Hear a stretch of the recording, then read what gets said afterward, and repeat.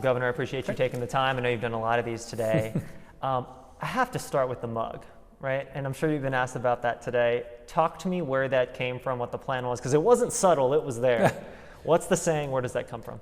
We were just having a little bit of fun. So in the pandemic, when you're talking every day, giving updates, it turns out I say some things over and over that people noticed. And one of those was, we can't be doing that.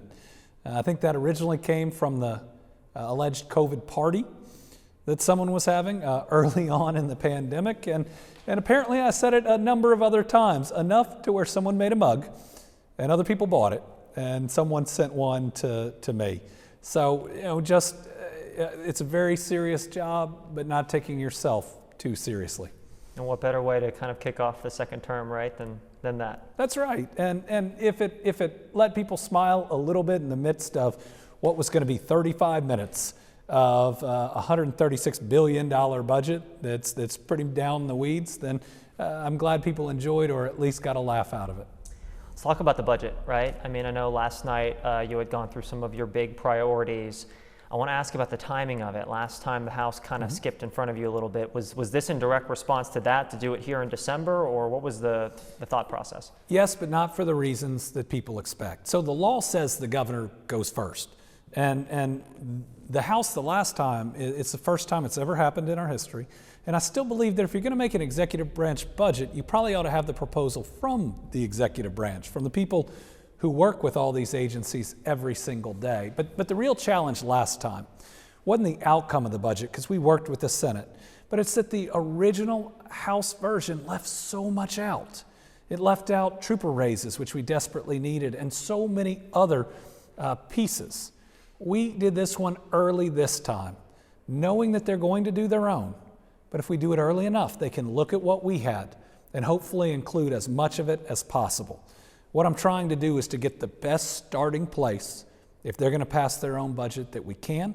And now they've got about 2.5 weeks before they're going to file theirs to hopefully improve it. I heard Speaker Osborne saying they were going to take a look at it. Good. What's your relationship like with Speaker Osborne? It's cordial.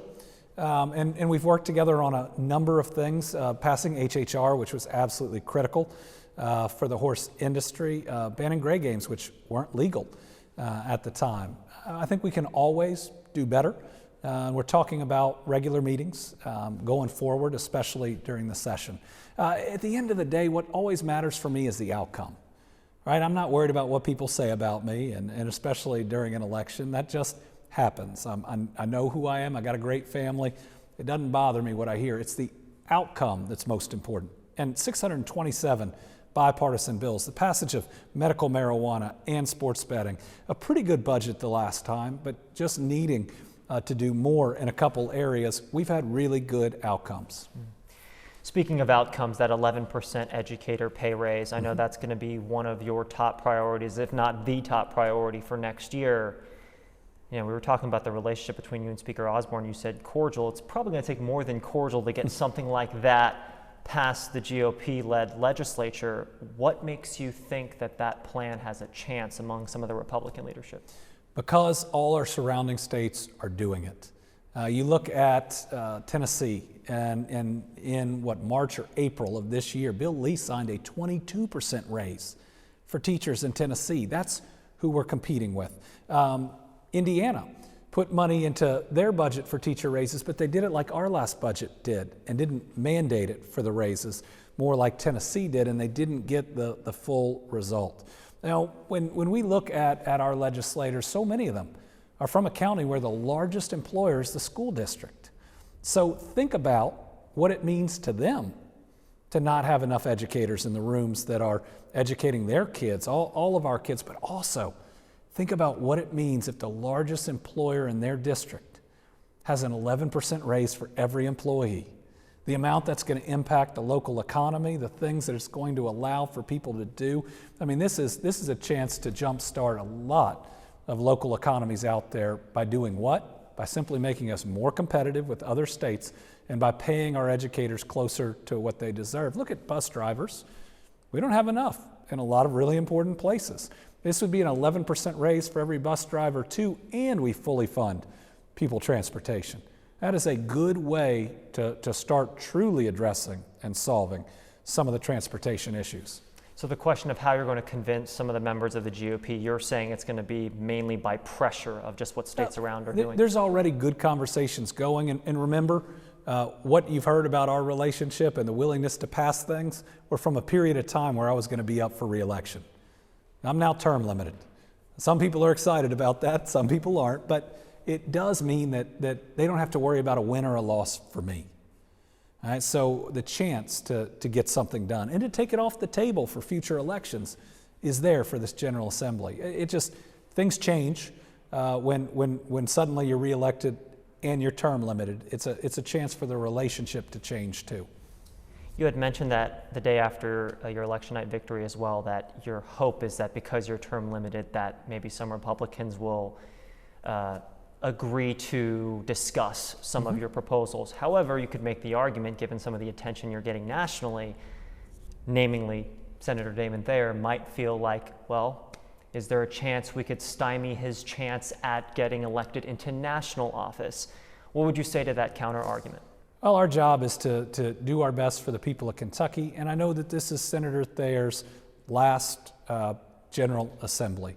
I think he'd probably want to go out on top, doing positive things, and this is our chance to do it together. You had mentioned to the Lexington Herald leader today that you would be, and I might not be quoting you exactly, but you'd be content if the national office never came into play. So Absolutely. I want to double down on that, but would you like it if national office was in play here? I don't have any plans beyond this next 4 years. It's the first time in my life where I don't know what's next, but I'm also not worried about it for the first time in my life. This is an amazing job. You know, being governor is more than enough for me. It's incredible to be able to be the leader of your state that you grew up in, that you love, and to see it being recognized nationally in ways you always dreamed of, to have the biggest economic development projects in our history, to set record low unemployment, to see the first hospital being built in the west end of Louisville in 150 years, 2 outside of Lexington, a new pediatric autism center in Prestonsburg. There's so many good things going on right now, and I want to live in every moment and give every ounce of passion and effort that I have over these next 4 years to do the very best that I can. But you're not ruling it out for the future.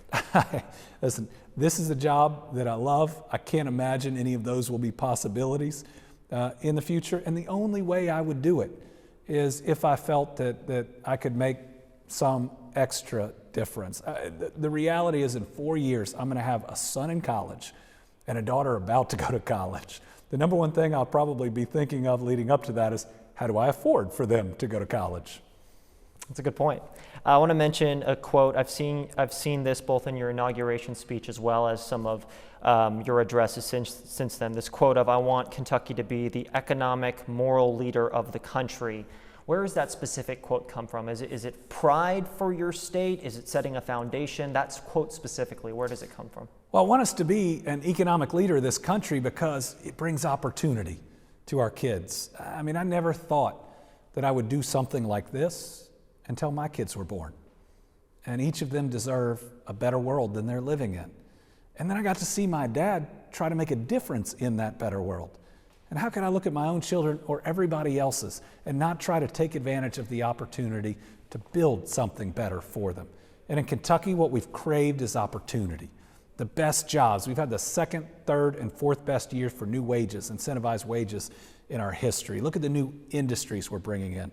This is what we've always dreamed of and prayed for, that our kids could dream these huge dreams about their future, and there was a spot for them to do it in Kentucky. Now, that's what we're aiming for on the economic side. Being a moral leader right now is about pushing out the division. It's about learning to talk to each other, about not engaging in anger or frustration or hate-filled politics. It's gotten too much. People are exhausted with it, but it's also not good for us, for our souls, for our commonwealth, and for our country. And if we can do both, right, push forward economically, and we're not always going to agree politically, but to be able to do it in the right way, to disagree without being disagreeable, if we can try to live for each other and recognize that the person who disagrees with us is a human being, and they probably have different experiences that lead them to it. And we can argue our points strongly, and then we can shake somebody's hand and walk away. You had told reporters that your discussions with some of the Republicans in the legislature, quote, started in a productive way. Yes. Who have you spoken to directly? We've spoken with leadership on both sides. Now, we haven't had enough meetings. We need more. Among the Republicans, who have you spoken to? Both House and Senate leadership. So Senate President Stivers? Was there. Yeah, Senate President Stivers and I talk. We don't have a regular meeting set up, but he certainly reaches out, and I reach out, and Rocky communicates too, but yes. What has he told you about the 11% raise? Has he said there's no way this is happening, or can we meet in the middle? Like, has he given you any idea? I mean, to have productive conversations, we can't talk about what we talk about in those productive conversations. But again, I think they've all started in a way where everyone wants to understand the proposals that are coming. And I'll say that there's some ideas out there that weren't brought to us that may end up in their budget that I think could be dynamite, could work really well. And so I look forward to hearing about those too. Senate President Stivers told me that the SEEK formula could possibly see updates. That's something that you mentioned yesterday as well. Is that a common point you guys can meet? Well, even when you think about the educator raises, one question is how to do it, right? If you just put it in the overall SEEK formula, then every teacher might not and every bus driver might not get a raise. It would be dependent on each school district. But I think what he's also talking about is the growing inequity between different school districts and what we could do to address that. And that's something I'm certainly open to talking about. And it may take more than one session. It might be that we can make big advancements this session, but it's absolutely something that we have to be talking about, planning for, and ultimately to address. The big plan in Glendale, any updates there as far as hiring is concerned? Have you guys met any metrics? I had heard initially that there was a couple thousand that needed to be hired prior to year's end, or that was the goal. Any updates on the numbers there? Yeah, that's still moving forward. We did an announcement, about last Thursday, where I think they've already hired 400, I believe is the number, which is excellent because the plant isn't open yet. They plan on hiring that 2,000 for the first facility, meeting the timeline and meeting the benchmark. What's a little less certain, and it's only the difference of months to a year at most, is when the second facility will become fully operational. Construction's going to continue, but what they're doing is they're looking at the market and demand. Now, my belief is that it's so far into the future that demand's going to pick up because the price for the battery packs is going to go down here soon. The incentives are going to kick in when there are more American parts going into these vehicles. So I'm still very bullish and still very, very confident that all of those operations will come online likely on the original schedule. But certainly for something this size, even a small delay is well worth it. When would you like those 2,000 some workers to be hired by if you were to create a goal for yourself, or when would you like it? Well, they need to be there by the ribbon cutting, by when they start those operations, because I think they want to be at maximum capacity, but it doesn't happen all at once. They have to train them in different ways. Some of the training takes longer. They may send them to other facilities. They may send them to an SK facility in a different part and give them training there. That's pretty similar to what happened when Toyota first came, or what even's going to happen at AESC, the battery plant in Bowling Green, when they've got a smaller Tennessee plant. So they have a ramp-up schedule that we'll see, but I'm very excited about what that's going to mean. And once they're fully operational, we'll see even more of these suppliers coming in. I just want to address a few more topics here. Medical marijuana, obviously seen by your administration yourself as a big win here in the last session. Obviously, the program itself is still in the works. 2025, I know, is the goal. I've been doing some research. I've talked with James about this. Your executive order, obviously, you guys were trying to meet the need of so many people with specific conditions. It is right now being used in ways where you could argue there's some potentially fraudulent activity. There's clinics, Louisville, Lexington, that are advertising medical marijuana cards. Get legal, and they're citing your executive order. Which you don't have to have. Right, exactly. Yeah.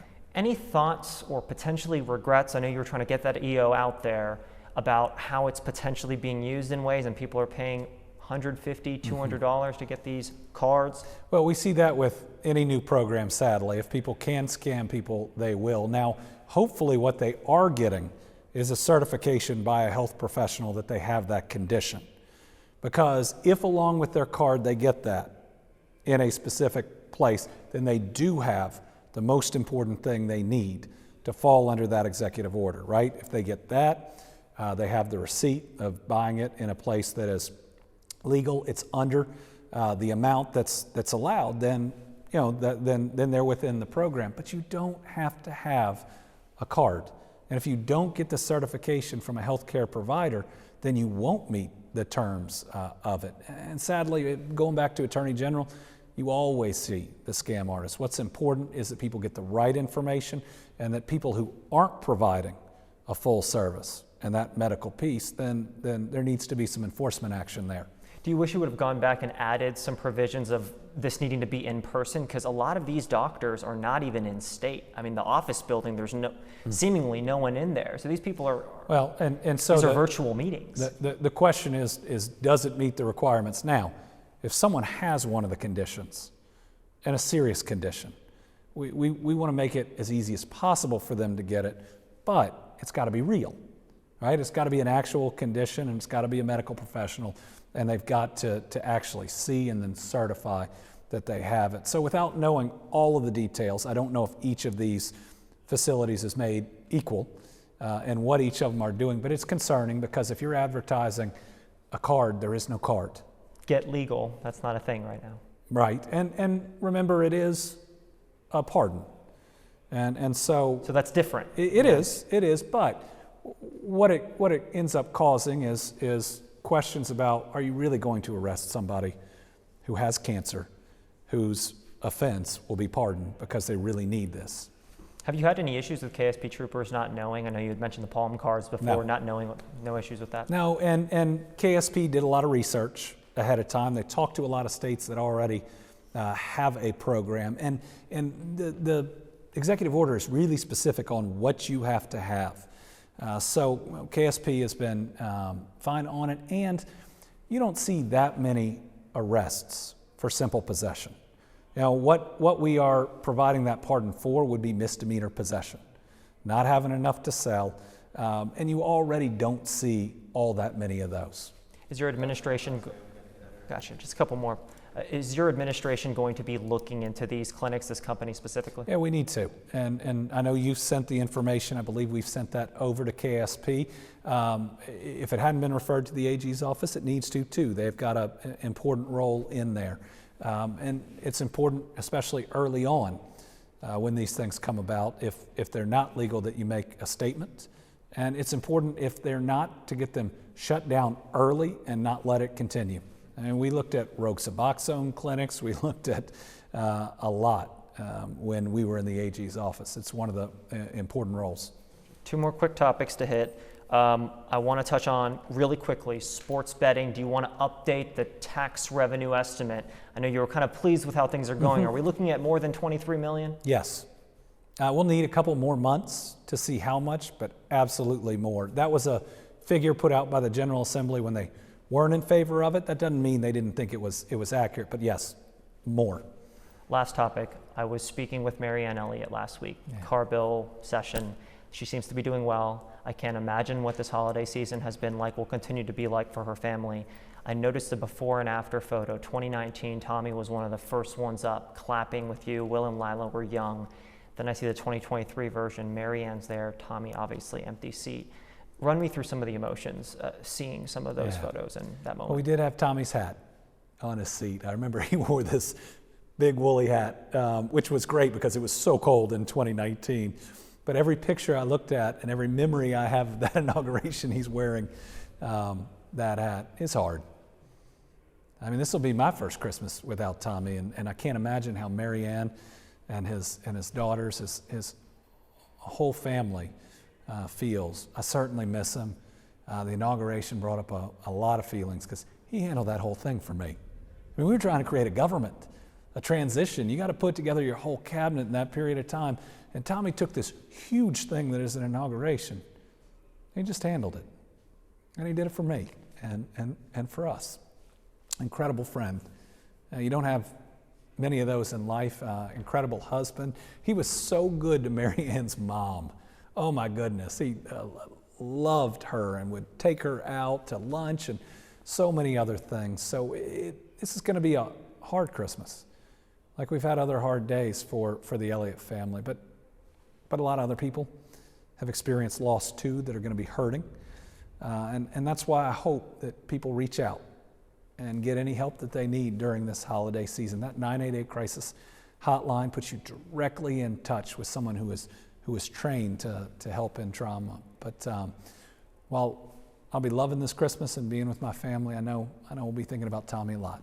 Is there anything you're going to try to do in his honor this coming year? Yeah, we're going to look at different things. He's got a foundation that was set up, and we want to make sure that continues to honor him. I would love to see a change, at least a little change, where weapons used to murder someone don't get auctioned off to the highest bidder. For the moment, leave out weapons and other crimes. But can't we have enough empathy to just not auction off a weapon that was used to murder someone? Can't we care about their families and the victims of crime that much? Is that for me? Anything else you'd like to add? No. I appreciate it, Governor. Thank you for your time.